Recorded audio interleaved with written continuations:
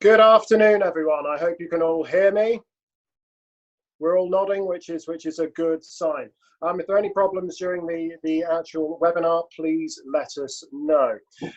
So good afternoon, ladies and gentlemen. Thank you ever so much for joining us for the second webinar from Doerr Dallas Valuations. We hope you're all keeping well, and thank you again for joining us. My name is Alison Meiklejohn, and this afternoon, all the way from sunny Essex, we've got Mary Waterfall with us. Mary is one of our fantastic team of specialists, and today we're going to be talking about jewellery and jewellery valuation. So thanks for joining us, Mary. Lovely to see you. And first question, really, I suppose, is how on earth did you get into this game?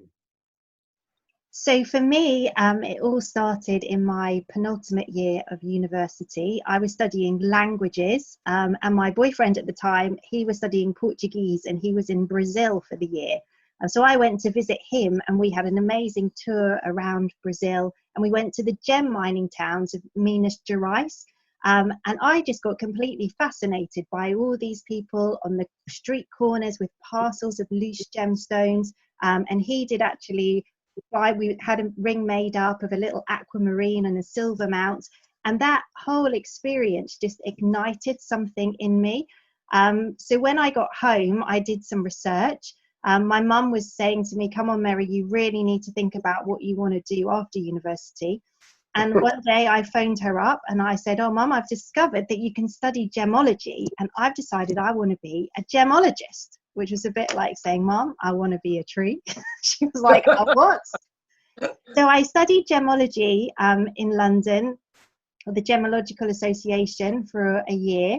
I also did a diamond grading course. I then worked in Hatton Garden for a ring manufacturing company, and I was in charge of sourcing all the gemstones and then matching them to go into the rings. I then worked at a gemstone dealer's. I've worked at Tiffany's. But I was kind of conscious that all this amazing experience working with these fantastic reputable companies, I wasn't necessarily using my gemological skills, because when Tiffany says, oh, this is a DVVS diamond, it is a DVVS diamond. And when a stone dealer says, oh, this is a sapphire, it's a sapphire. So I decided to cross over into the auction world, and I've worked in various provincial auction houses. And when you're working at an auction house, you really don't know what people are going to bring to you. And there have been quite a lot of instances when someone's brought along their great aunt Maud's ruby and diamond ring that's been in the family for years, and it's worth loads of money, and they've come into hard times and they really need to now get that money. So please, can we sell this ring? How much would it make?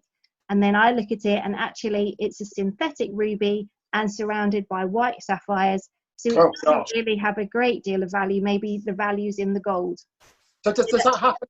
Does that happen often? I mean, is that a regular thing? That happens a lot. People think that they have because their aunts just worn this ring with pride. They probably remember it as a child, and then they just associate that it's very, very valuable. But then it's a lot of synthetic rubies and sapphires. Gosh. So I've also done a bit of work on Dickinson's Real Deal as an off-screen valuer. And then in 2013, I decided that I wanted to become a registered valuer. So I studied with the Institute of Registered Valuers, and I qualified as a registered valuer. So now I go out and do mainly insurance valuations. And that's basically me. Fantastic, thank you, Mary. Mary, we touched briefly there on the qualifications that you had to actually achieve in order to get to this point in your career and be able to value jewellery as you do. What do the qualifications that you've got actually offer the client in terms of what you offer them that's slightly different from, let's say, just going to an auction house or a retail jeweller's for a valuation? So yeah, the jewellery valuation industry is quite unregulated. So that's why the National Association of Goldsmiths were trying to kind of regulate it with the Institute of Registered Valuers. So we basically follow a strict methodology of how we come to our valuations. We have to consult various price lists. We have to do, certain steps to reach our conclusion. Whereas there's a lot of, just one-liner valuations, just say a diamond ring that has absolutely no detail, which then makes it incredibly difficult for it to be replaced if it was lost, because what size is that diamond? What quality is that diamond? We go into great detail. So to explain why we've come to the price we've come to, but also so in the event of loss, it could be replaced with something of equivalent quality and value. Smashing. I mean, also the thing I suppose to take into consideration is the onus that's put on you, but the reason behind that we can put that onus on you is obviously the level of insurance of a professional indemnity that we actually offer in terms of a client when it's done, because we've been hearing obviously a lot, and I'm sure the brokers have as well, in terms of the level of cover that we have. And obviously we're now at the 5 million mark, whereas I think a lot of these, well, I don't know the right way to describe them, but a lot of other people doing these valuations obviously won't have that level of cover. No, exactly. Yep, very good point. Right, so coming back onto that, how often should people be looking at having valuations done on jewellery? Is it different from other items, or? Well, most insurance companies recommend every 3 years, although I have had increasing number of clients contact me saying that it hasn't changed to every 2 years. Obviously, some items are very specialist pieces.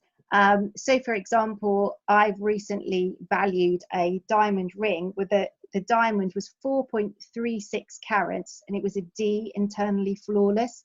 Now that is like quite an amazing stone. That could possibly be quite difficult to replace. So that maybe would need to be reviewed annually just to keep the value as accurate as possible.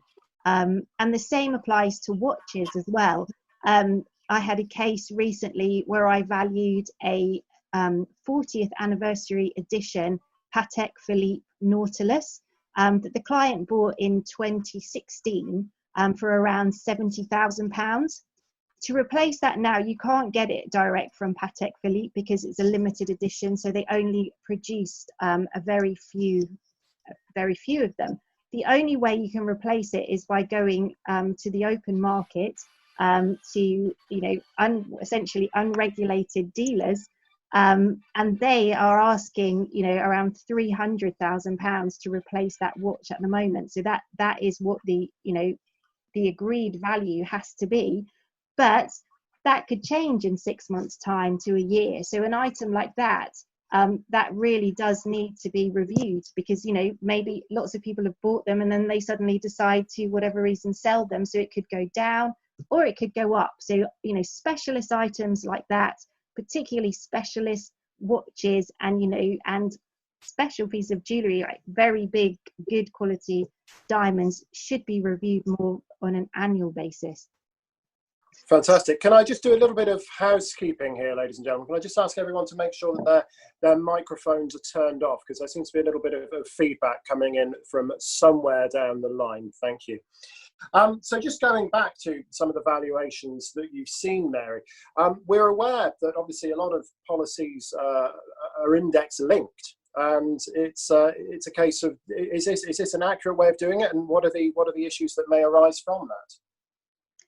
Yeah, I call this the spreadsheet effect, and I saw an example of it earlier this year, where a gentleman had bought a lady her engagement ring. I think it was about 20 years ago, and they had paid £15,000 for it. They'd had it valued about 5 years later. And the figure had gone up to £20,000. And from then on, it was just kind of like, oh yeah, we're just going to do this weird calculation. And she was thinking, oh yeah, you're probably going to come out about 23,000. When I actually sat down and valued it properly, it came out at about £43,000.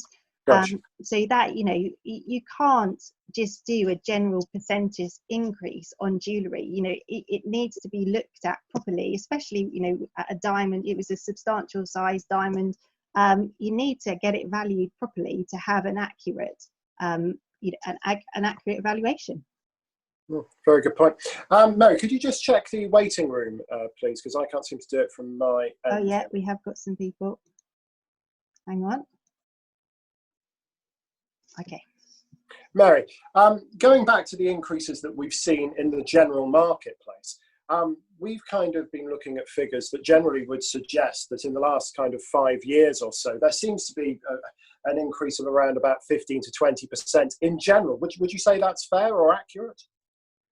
Yeah, I'd say that's pretty accurate. I mean, the thing I notice most of all is people aren't getting their jewellery valued every 5 years. It is more like every 10 years or every 20 years. So there are massive differences. I think Oscar Wilde said, why do something tomorrow that I can put off until the day after? And that is what, people's attitude is towards jewellery valuations. But I valued a De Beers necklace, I think, end of last year, that was purchased in 2011 for, oh my goodness, I've forgotten my numbers now. It was £125,000. Valuation today, it's still in the current De Beers range. It now is £150,000. So, obviously, £30,000 increase is quite significant. If that necklace had disappeared, there would be a serious shortfall in compensation. Right, I see. So you're talking about when you actually go to look at these items. I think what probably the ladies and gentlemen would like to probably most here is, how do you actually go about valuing a diamond ring, for example? Let's say you have a client that you need to go and see, and they for want of a better word, plonk a diamond solitaire in front of you and say, how do we go about this? What would you do, and what's the methodology behind it? Okay, so first of all, I would ask if there's any paperwork that goes with this diamond ring, because a lot of diamonds now are certificated. And if it has a certificate with it, it just makes my life a lot easier, because I can be as accurate as possible, because I know that has been looked at in a laboratory and it is an HVS1, so I can price it exactly at that. However, if it doesn't... Where do these certificates come from, Mary? Are there authoritative bodies that actually provide these certificates? Yeah, there are various laboratories around the world. I think the most reputable one is the GIA, the Gemological Institute of America, but there are other ones as well. So the GIA tends to be the most accurate and the most well respected. I have had some other reports come through, and I haven't necessarily agreed with what it says on the report, so we just put that in our valuation, that this has come as, this has come as this, but I don't actually agree with it, or else I have to research and find a stone that has the same grade from the same laboratory, so I'm getting the prices the same, if you know what I mean. Gosh, so it's a lot of paperwork actually when it comes to looking at individual stones. Then there seems to be a large paper trail that actually kind of precursor to you actually having a look at the ring almost. Yeah, so first of all, any paperwork is useful. Then I'll get my trusty loupe and actually look at the stone, look at the ring, make sure it is a diamond, and I can do that by just looking, does it have any internal marks in it, are the facet edges nice and sharp. I also have my diamond tester, which tests the thermal conductivity in the stone. So I do always do this. I do always test it with this as well, because otherwise I do sometimes wake up at 3 a.m. and go, oh, but I didn't actually test it. So once I know it definitely is a diamond, then I need to calculate the weight of the stone. So I would get out my presidium gauge here, and I measure the length, the width and the depth of the stone, and do a calculation to a certain formula depending on the cut of the diamond, and then that will give me the weight of the stone. Then I will look at it again using my loupe and putting it under my diamond light, which is a daylight lamp, and I will look at the colour of the diamonds. So I'm sure you all know that we grade a diamond on the 4 C's, and they are the colour, the clarity, the carat weight and the cut. So I would grade the color. Basically it goes from D downwards. So if it's a D, that means it's just really, really white. And as it goes down the scale, I can start to see the draws of yellow in it. So I will grade the color, and then I will look at the internal marks in the stone, and that is the clarity grade. If I can't really see anything with a loop, it's going to be a high clarity grade. If I can see things with a, even without a loop with the naked eye, then it's going to be a low PK kind of clarity grade. So now I've got all my information about the diamond. I've got the carat weight, the color, the clarity. Also just looking at the cut, how well cut is it? How precise are the angles of the facet edges and things like that. Then I've got to look at the mount. Is the ring handmade, or is it in a cast mount? And what is the metal? Sometimes it's hallmarked, sometimes it isn't hallmarked, so I may have to test the metal. Is it gold? Is it platinum? So now I've got all my information that I can then go to actually putting a value on it. So what I have to do with the diamond is I have to consult 3 different diamond price lists and get the medium price for that color, clarity and weight stone. I also have to factor in the setting, I have to factor in the manufacturing costs, and then put on a nice big retail markup, and that will give me the value. Actually, that falls in quite nicely to a question that we've received from the audience, actually, Mary. Tracy's asked, how do we actually differentiate between the different valuations for insurance, for probate, and as a retail valuation? How would you approach that? So, a valuation for insurance, I am looking at, say for example, this ring. I'm looking at this ring as if I was going to remake it in the current market, or go to a shop and buy it. So I'm looking at the current gold price, I'm looking at the current diamond price, I'm factoring in all the manufacturing costs and everything, and I'm factoring in a markup. So that is how I get it to the insurance valuation. However, for probate, for open market, I am just really looking I'm looking at the component parts. So I'm looking at the diamonds and then cutting the price that I'm coming out with the diamond by 50%. I'm looking at the metal, but just valuing it as scrap metal. I'm not putting in any manufacturing costs, any setting costs, and I'm not adding a markup. So it's almost as a commodity more than anything else. Yeah. So that is why there is such a massive difference between an insurance valuation and an open market or a probate valuation. Fantastic. That's fascinating. Mary, I've had one question here from Linda. She's asked the question, recently she's had a huge difference between the cost of a diamond from Dubai and what it would cost to replace in the UK, with the UK being much higher. Is this simply down to the quality and availability of fine stones in Dubai compared to the UK? Yeah, isn't it? It's amazing. I don't know how they do it in Dubai. I've had lots of rings. I had one a month or so ago that the guy paid 80,000 and it was coming out in the UK at like 120,000. I don't know if it's to do with with tax they pay. I don't know what it is, to be honest. I don't know if they just don't pay their workers any money at all. I don't know. Or if they they somehow get diamonds much cheaper than we do. But yeah, I mean, if you are on holiday in Dubai, you can get some amazing bargains that would cost a lot more. But that is also something to remember. If you have clients that have bought jewellery abroad, but they want it covered for the UK market, then they do need to get it professionally valued, and they do valued in the UK for replacement in the UK. For replacement in the UK. Because yeah, like I said, this guy, he bought it for 85,000. That's what he was talking to his insurance company about. But then I was saying, well, no, because actually, if you were going to replace it in the UK, it would cost you 120,000. Was that diamond that came from Dubai? Are they certificated when they come from? Yeah, this one was certificated. From the GIA, or was it? Yeah, it was GIA. It was GIA. Wow. And was that in gold, or was it in white metal, or? It was in platinum. Right. Okay. Interesting. Now, going back, obviously, to after we've performed a valuation on an item, now, what's the follow-up to this? And what's the aftercare that you provide then as a valuer, that kind of you can follow it up and check clause settings and things like that? Can you tell us a little bit more about that?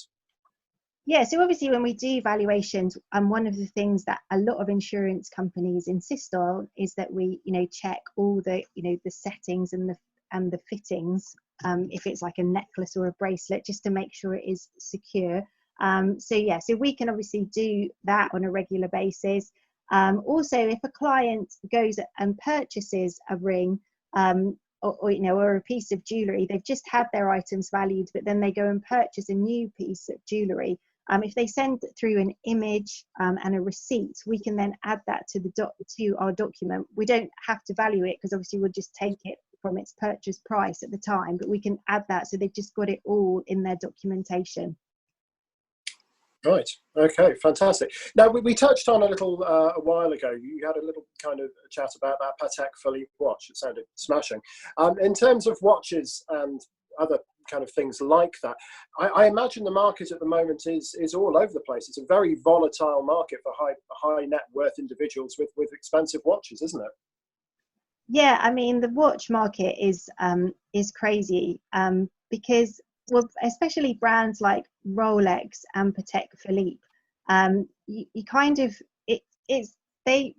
their way of marketing is that they make it a very exclusive, and they kind of really, make their clients feel incredibly special, incredibly exclusive, and they only release so many watches a year, and you have to go on a waiting list. And sometimes you can, have to wait 2 to 8 years to get a watch. So obviously, when I'm doing a watch for insurance, the insurance company don't want the client to be waiting for 8 years. They don't want the claim to be dragging out. So you wouldn't necessarily be able to replace it through, a Rolex shop or Watches of Switzerland. You'd have to go to the open market, to dealers who are then asking much higher prices for the watch. So a watch could cost £17,000. That's its retail price. But actually, to be able to replace it in a short time frame, you'd probably have to be, have to have it insured, for 5 to 10, maybe more, £1,000 on top of that. And that's simply because you can't get hold of them, is that right? Because you can't get hold of them. Right, gosh. No, I mean, absolutely. I mean, I suppose, leading into my next question, it's this kind of this air of fashion and people wanting these items. But in terms of kind of the way that fashion affects jewellery values, do styles and designs play a big part in it, do you think, and celebrity endorsements and other things like that? Yeah, I mean, they definitely do influence things. So, for example, pearls, the lovely classic pearl string was very, very popular, say, in the 1950s. But then they suddenly completely fell out of fashion. But now, thanks to people, iconic women like Michelle Obama, or the Duchess of Cambridge, are now, wearing their string of pearls. They're coming back into fashion. So that definitely does influence. And then obviously royal engagement rings, the sapphire and diamond, the famous sapphire, yes. That has a massive impact on trends. Interesting. Now, Mary, my last question, and I thank you again for joining us today. It's been fascinating. We're in a fairly turbulent time at the moment, and things are, nobody really knows what's going to happen over the next, few days, let alone the next few months. But where do you think that jewellery values are potentially going to go in the next year? Is there any way of forecasting it? It's very tricky because at the moment, the whole jewellery industry has kind of gone on hold, from mining to manufacturing, just like a lot of non-essential industries at the moment. We're getting messages from the people who supply our price list, just saying there isn't enough trade at the moment to be able to give an accurate reflection of true values. One thing that's happened, has the gold price has completely shot up, which often happens when the stock market crashes. Everyone invests in gold. But another interesting thing, that the price of palladium has actually shot up as well. So palladium is part of the platinum family, It traditionally is quite popular. A lot of people have palladium wedding rings because they have the same properties as platinum. So they're very hard, very durable, but they're hypoallergenic. They're a very hard wearing metal that doesn't need plating and things like white gold does. So traditionally people have gone for palladium instead of platinum because it's been a cheaper option, but it's still, got all the benefits of platinum. But now palladium is actually it's three times the price of platinum. It's twice the price of gold. So if anyone has a palladium wedding band and a valuation from even a year ago, that is going to be, you're going to be drastically uninsured for today because it's just gone nuts. Just had a question from the floor here, Mary, and Miss Christie has asked, what effect does a name have on a piece of jewellery? I mean, obviously you said that you'd worked for Tiffany's, but is it still a thing whereby if you have Tiffany's or Cartier or something like that on a ring, it does bump that price up? And do they really get the best quality items, stones and manufacturing? Yeah, I mean, obviously that's very clever marketing, very clever branding. When I used to work at Tiffany's, especially at Christmas time, there just used to be queues outside the door because everyone wanted, whether it was their silver heart necklace or whatever. The top quality jewelers like Cartier, Graf, De Beers, Asprey's, they do source, beautiful quality stones, but they do command, ridiculoly high markups as well. So you are paying for that name big time.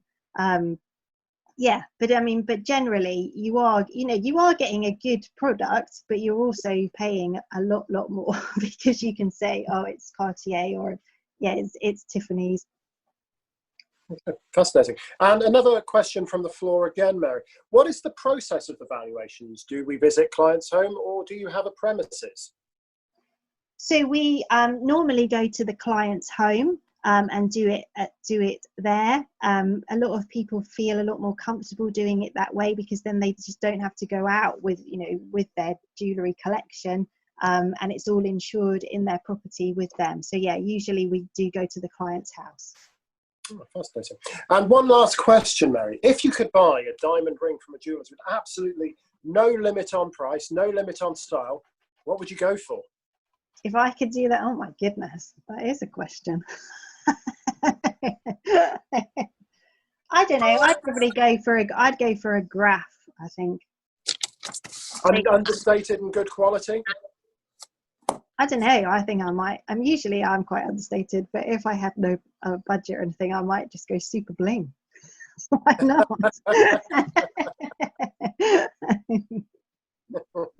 Jolly good. And just a point to actually mention that obviously, remember, we value on a time basis and not value. So we quote on every job we do. So in terms of valuations, they're usually not as expensive as you may think. But thank you very, very much, Mary, for joining me today. It's been absolutely fascinating. I've really enjoyed the conversation. Just to let you know, coming up over the next few weeks, we've got some fantastic talks with some of the best specialists in the industry, talking about sculpture, the Oriental market, starting a collection, watches, wine, many, many more different subject matters, all incredibly interesting. Look out for an article that we'll be putting out fairly soon, entitled What's in Your Wardrobe? And it's me talking about why your clients are usually completely underestimating what's in their wardrobe, and be it from handbags, which you may have heard me talk about extensively before, and other items as such like shoes and just generally contents of a wardrobe. So thank you ever so much, ladies and gentlemen, for joining me today. We all wish you